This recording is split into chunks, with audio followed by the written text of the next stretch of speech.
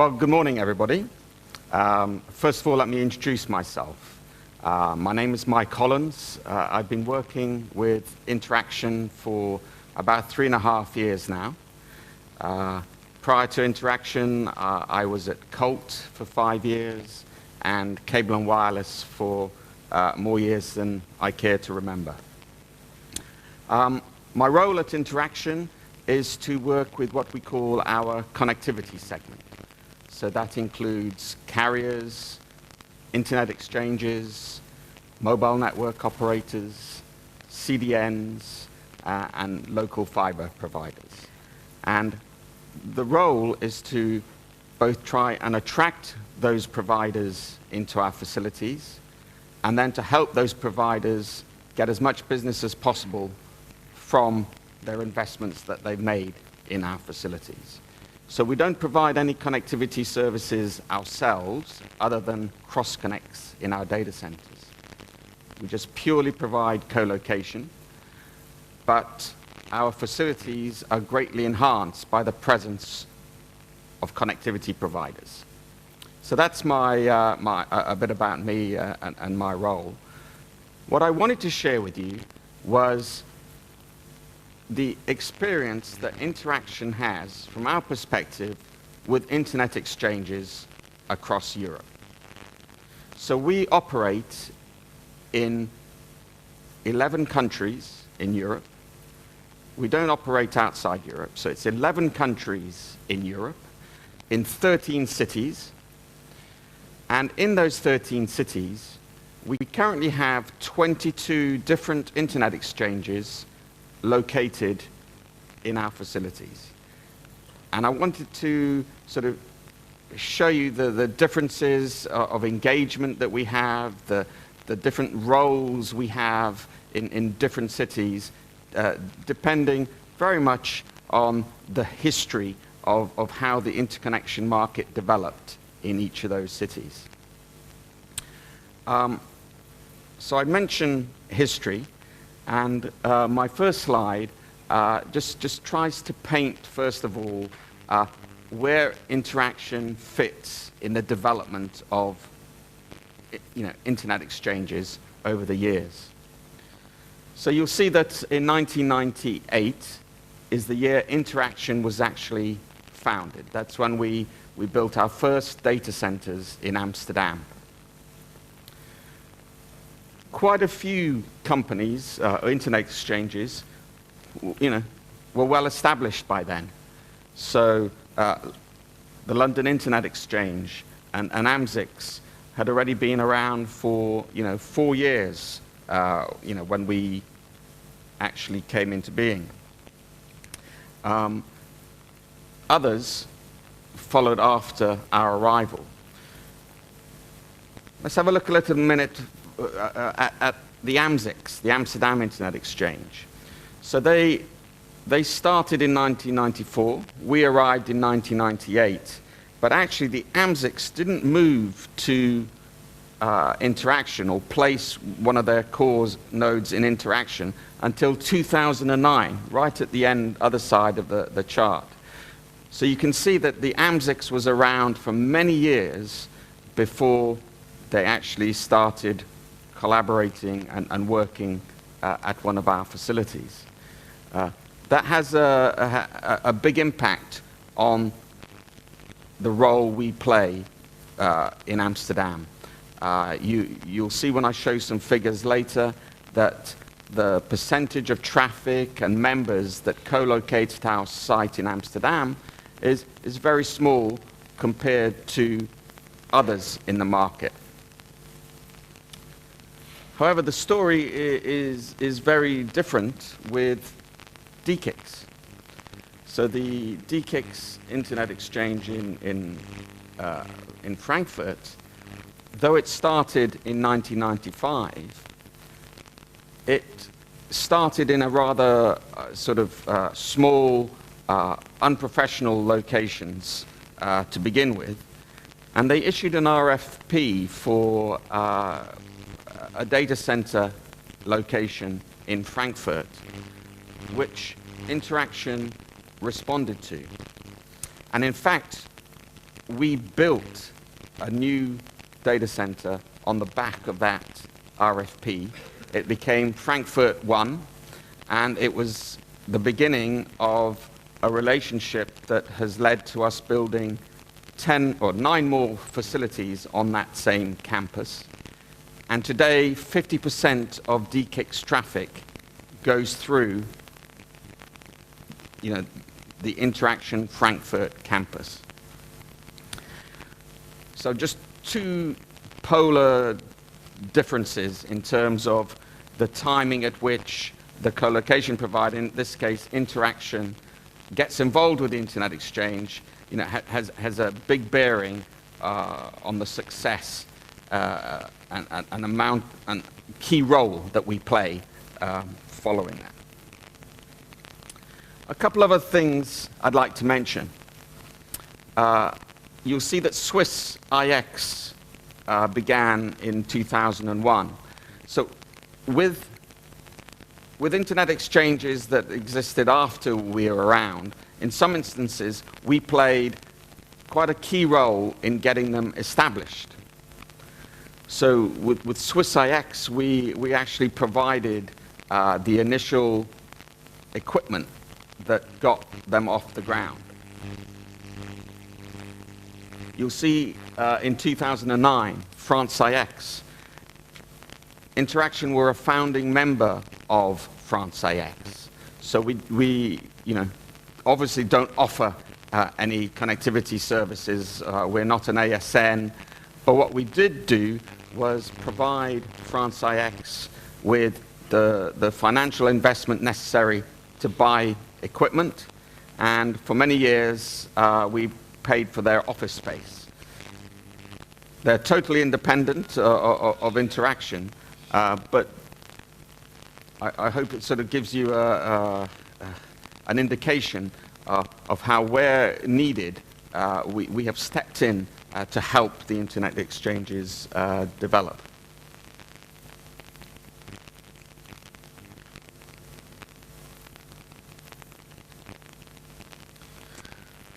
So if we look, I mentioned we had 22 Internet exchanges with their equipment present in our data centers. And across those 13 metros, here are the Internet exchanges in question. So you'll see that in Amsterdam, for example, the 3 Internet exchanges that are located on our facility are AMSIX, NLIX, and NDIX. Now, the size of these blue charts represent the number of members that Internet exchange has. And of course, all those members are accessible from our facility, but aren't co-located necessarily in our facility. Please don't do any scientific measurement of these blue charts. They're just there for illustrative purposes. I didn't have the time as I put this chart together to measure perfectly the size of each blue chart. But I hope you see that we have a great deal of Internet exchanges that we interact with. It does mean we get plenty of invites to social evenings. But also, it means that we have quite a lot of experience about the different ways in which they operate. One to pull out, actually, on this chart is NLIX, that for the purpose of keeping this chart tidy, I've only demonstrated them as being present in Amsterdam. But as they operate internationally distributed and connected Internet exchange, we also have them present in several of our other facilities, such as Dusseldorf, Vienna, Marseille, and Stockholm. But I didn't want to sort of make the chart look too untidy, so I thought I'd mention that rather than put it on the chart.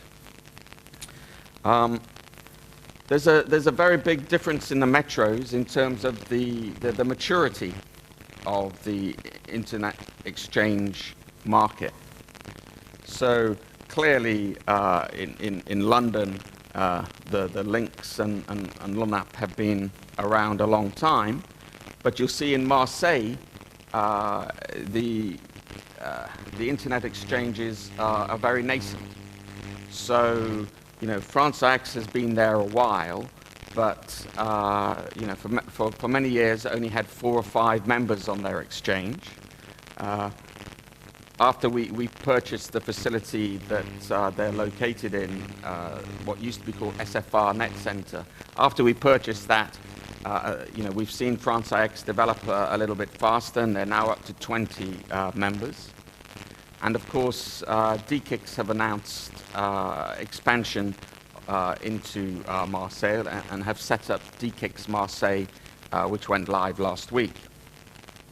So a big range in terms of markets that are just developing as internet exchange locations, and others that have been established for a long time.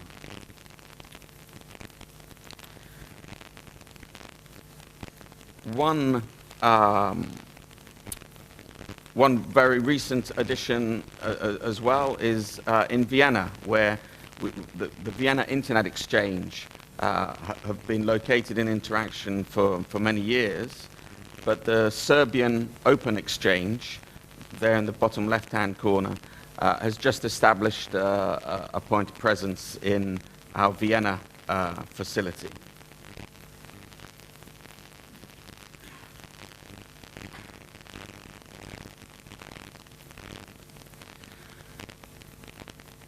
One of the key differences between the internet exchanges that we see is the number of direct access points that they have. So in some markets, and perhaps we can look at the Danish Internet Exchange as an example, the third from the left. The Danish Internet Exchange is present in 3 locations in Copenhagen. So Interxion is one of those 3. In other locations, such as Frankfurt and France IX, Interxion's campuses are one of 12 locations where the Internet Exchange is present. And this can have a big variance in terms of how we work with the Internet Exchange on business development purposes. It does become quite a competitive issue. The more sites that are the Internet Exchange is present from the co-location provider's point of view, it becomes a competitive issue of trying to encourage as many of the members to our site as we can get.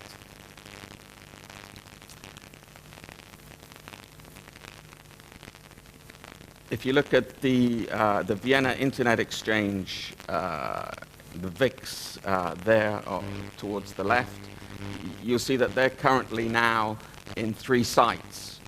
For many years, it's just that they've been in 2 sites only: the Vienna University and Interxion.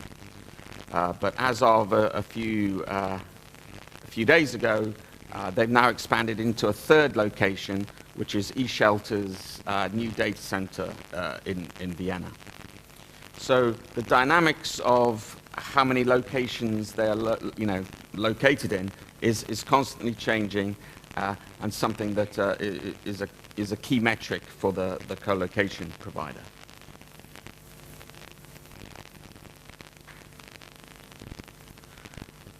Another key factor, of course, is the amount of traffic that the Internet Exchange carries. So the leading Internet exchanges in terms of size on the right-hand side have a huge influence on how the co-location market and the peering densities in that market take place.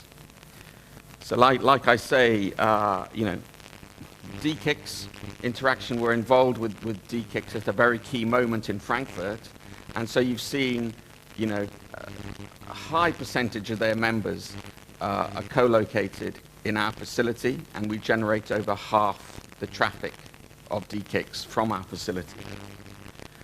However, AMSIC's gravity in Amsterdam, in the Science Park, has meant that our ability to play a significant role in Amsterdam has been very difficult. We have about 19 members of AMSICs present in our facility because the market has developed elsewhere.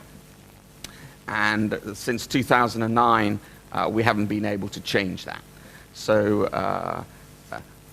the history of the Internet Exchange and how it developed has a key factor on how a co-location provider develops over the years. Just to sort of show you that more clearly, this chart shows you in the cities that we are located, what percentage of Internet Exchange members are co-located at Interxion facilities. You'll see that, as I've been saying, in Amsterdam, we play a very small part. But there are 3 locations where we are by far and away the core locations. And those are Brussels, Madrid, and Vienna. So the reasons there are pretty similar. In Vienna, the university that ran the Internet Exchanges selected Interxion very early on as their sort of second site. There has been very little competition in terms of the co-location market in Vienna. Very little new facilities established, and therefore over time the members have concentrated in our facility. In Madrid, again, though the Internet Exchange established itself actually at a bank's data center, Interxion in Madrid is the only sort of carrier-dense commercial co-location facility in Madrid, and consequently we've become a very core part of the exchange in that city.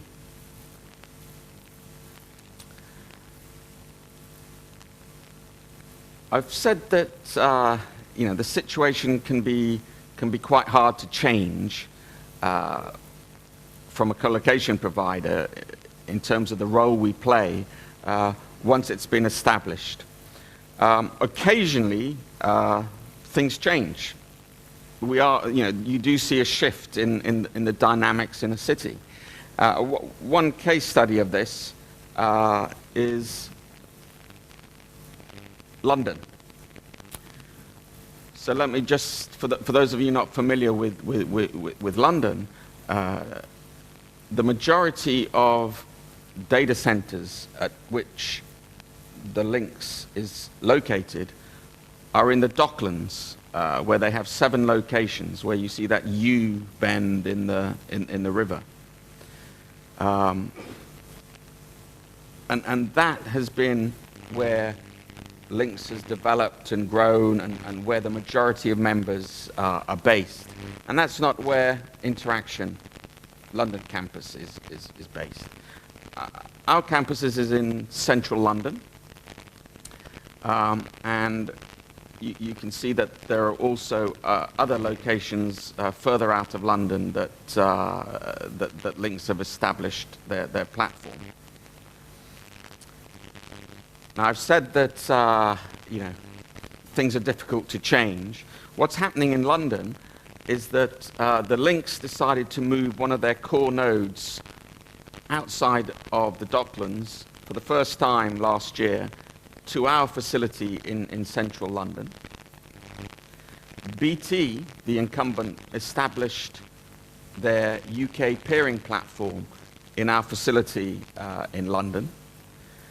And very rapidly, we've seen the amount of carriers and ISPs peering in our facility double from 40 to 80. So this is an exception where, due to a number of circumstances, and this is a desire by many companies to establish a diverse location to the Docklands. So our location is outside of the floodplain. It has different power substations feeding it, and these two factors have helped drive the decisions of BT, of Lynx, and of these other carriers to establish backup locations, redundant locations in our facility.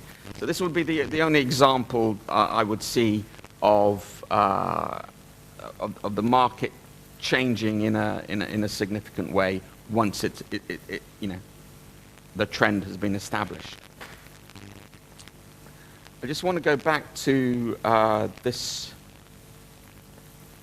chart, one of these charts for a minute. This one. The size of the traffic is clearly a sign of the success of the Internet exchange. As we look across that, from Interxion's perspective, we see two markets in particular that we think have not been as successful as we would expect it. If we look at the amount of business and cross-connects we see in terms of private peering, and then we look at what happens on the Internet exchanges, there's two markets which are, in our perspective, are clearly underperforming. And that is in Spain, with Hispanics, and in Zurich with SwissIX.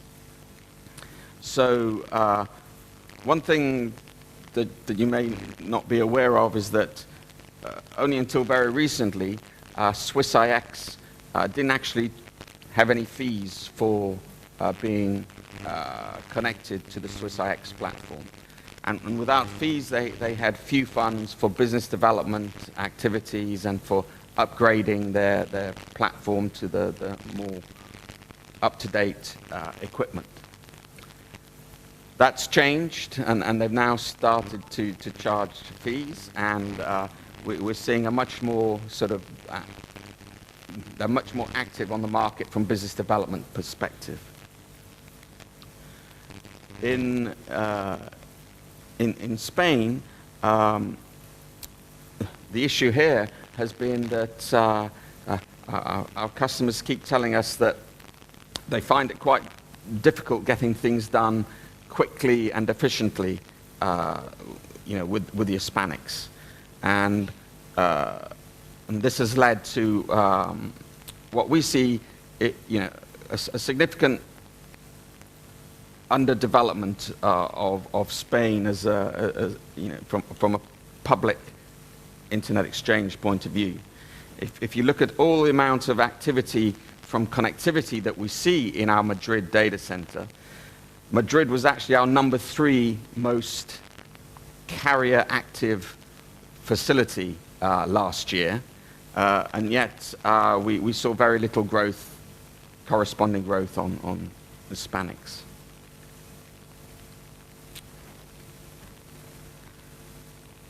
So as well as providing co-location for Internet exchanges, we try to support the industry in other ways as well.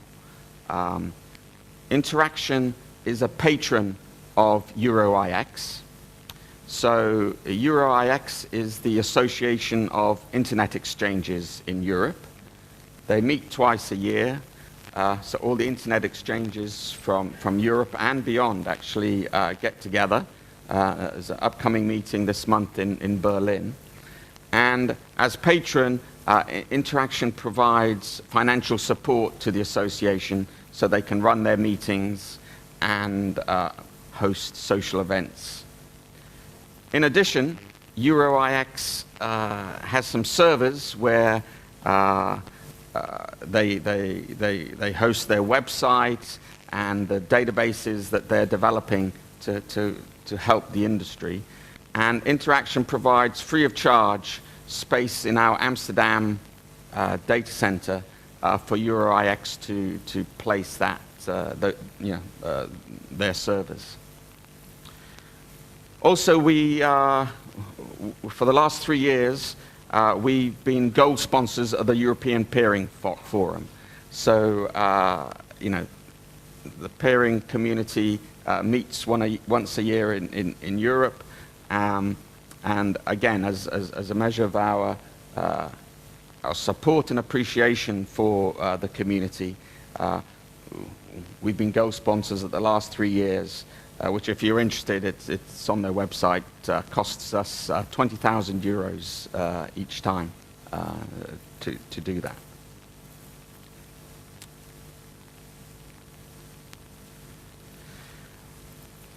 Also, to give you a bit of an idea of how we collaborate with internet exchanges on a sort of a more business development and day-to-day basis, just got some 4 pictures here, which I'll just talk through briefly to give you the range of things we do.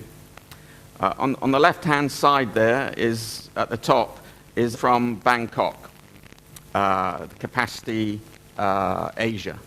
And here we collaborated with the internet exchanges, having a stand together and sharing our meeting agendas with one another, inviting to each other's meetings, providing business opportunities for one another, but also presenting to the outside market a sort of easy to do business in Europe approach, where co-location and internet exchanges were working hand in hand, knew each other very well, and would make things easier for people coming into the market.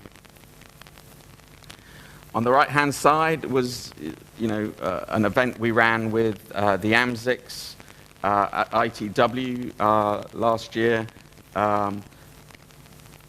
Again, inviting our clients, who tend to be the same people, to a venue, sharing marketing budgets, and improving our reach to members and customers.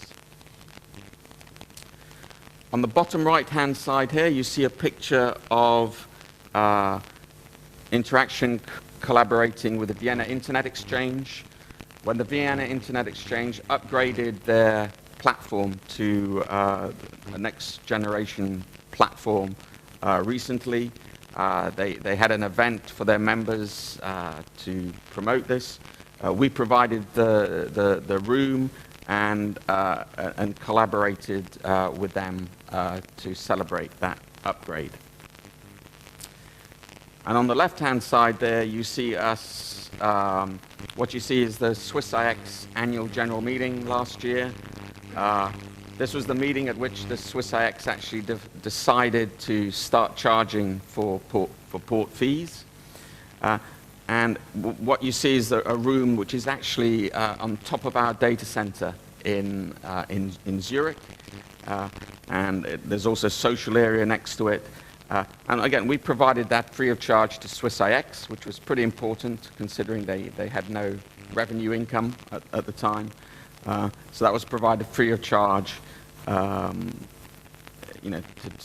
facilitate their operations.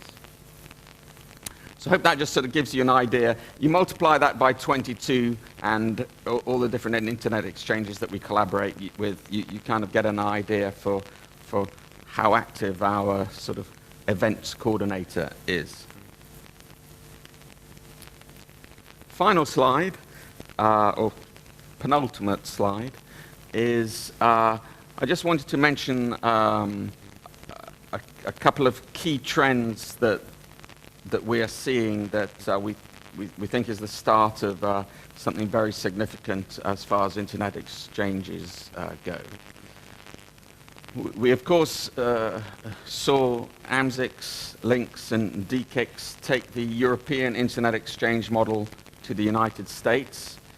And from Interxion's point of view, though we only operate in Europe, this is greatly helpful because it raises the awareness of the European approach in the States and helps educate potential customers over there about the European peering and co-location scene.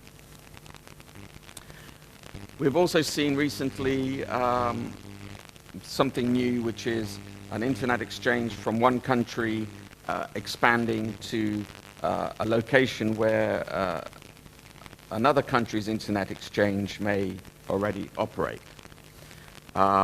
So what's particularly new there was DKIX's expansion to Marseille. So you remember France IX were already present in Marseille for 4 years, and DKIX have now gone there. Their internet exchange went live last week in Marseille, and they've also gone to Palermo, and of course, internet exchanges have existed in Italy for quite a while. Again, from a co-location provider's perspective, what we've seen is a tremendous increase in business development activity by internet exchanges when they're sitting alongside other internet exchanges. So from that perspective, it's been beneficial for Interxion. And then the other aspect that we're taking careful note of is, for some time, NLIX have had the approach of establishing their platforms internationally and connecting them. But DKIX now announced a couple of weeks ago a trial of connecting DKIX Frankfurt with DKIX in New York, a servicing that they're targeting at smaller players who are looking for a sort of one-stop shop of co-location and international connectivity. They indicated that if that trial was successful, we could see other locations that they've established their platforms interconnected with Frankfurt and their other cities. So this to us is quite a significant change. Again, it's one that we find important and interesting because it does appear to be bringing new players into the peering market, smaller players that wouldn't otherwise have got engaged, and a bigger market could eventually lead to more co-location for us. So we see all parts as significant. So in summary, one thing that I do often have to explain to people outside of Europe is that Interxion is not an internet exchange, but we do host 22 of them in our facilities. We are very supportive of the internet exchange model in Europe.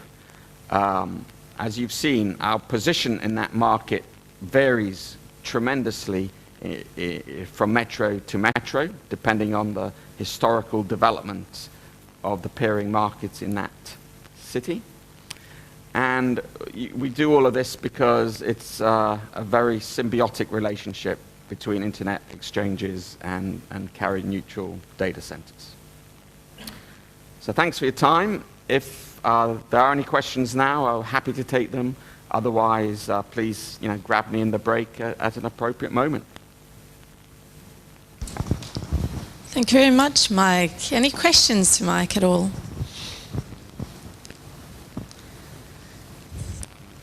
Still early in the morning, people are a bit shy and you haven't had your coffee.